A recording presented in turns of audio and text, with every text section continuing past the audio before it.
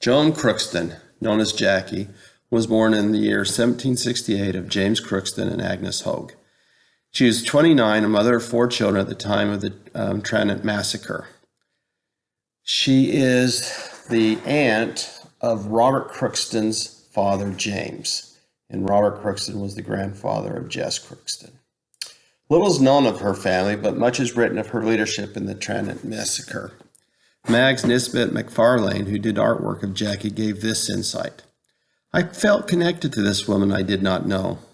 She will have had a life that explains her defiance that day. She had so little, but was protecting that what was important to her. Mag's image of Jackie tells a story without the need of words. The Scottish Militia Act of 1797 conscripted able-bodied Scottish men between the ages of 19 and 23 into military service. Aberdeen, Dowry, Galston, Strathaven, Frechy, Kickentolloch all saw rioting as a result, and the government responded by sending in troops. In records compiled in 1844, a local historian noted that the women of Scotland were outraged at the thought of their men being conscripted to fight in the army just as they reached the manhood and acquired a profession. It fell to a schoolmaster to make up the conscription list. As a result, they were met with protests from local residents. The gentry were allowed to pay their way out of the service. When the army rode into Tranent on the 28th of August, 1797, to pick up conscriptees, they found the roads to be lined with women and children.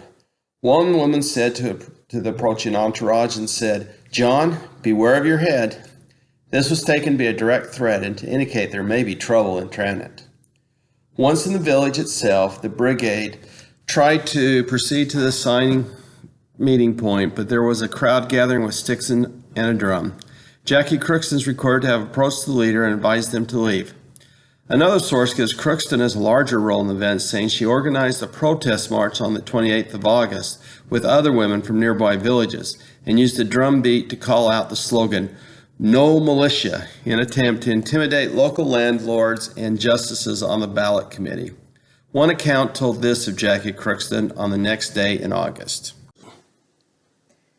Escorted by a troop of yeomanry and a detachment of the Cinque Ports, afterwards joined by about 80 of the Pembrokeshire cavalry, the deputy lieutenants left St. Germain's about 11 o'clock and arrived in Tranent about 12 to find the villagers in a state of excitement such as they had no conception of.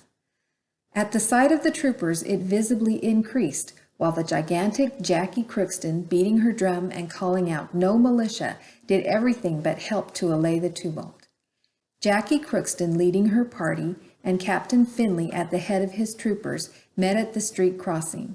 Jackie, thinking this a fine opportunity for displaying her prowess, kicked her drum into Mark Forsyth's bakehouse, caught up a large stone, and taking Captain Finley's horse by the rein, swore that ere he got a foot farther, she would batter his brains out. Dr. Cunningham, arriving on the scene, approached Jackie, and tapping her kindly on the shoulders, advised her to let go, warning her at the same time that under the circumstances he feared before long he would have some wounds to sew. Jackie swore that she didn't care a pin, though she were cut in halves, and she would hae nae militia. Leaving Captain Finley, Jackie once more laid hold of the drum, and with an uproarious mob at her heels, again beat up the town, calling on her fellow villagers to stand up manfully for their rights, to follow her, and she would lead them to victory. The troopers had by this time been arranged along the street towards the upper end of the village, and the deputy lieutenants and the registrars having assembled in Glen's Inn, they at once proceeded with the business of the day.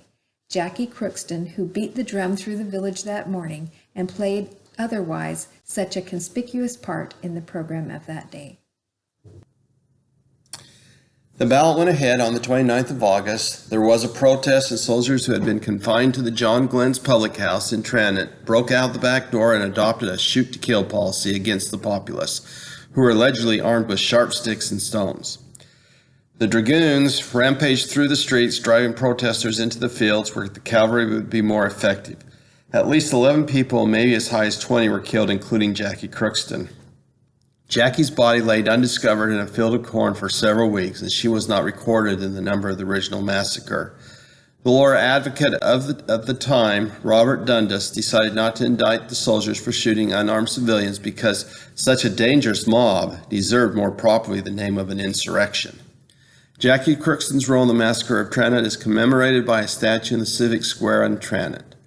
Designed by David Annand, it was unveiled in September 1995. The original statue was unstable, so a year later, David added another child to the statue.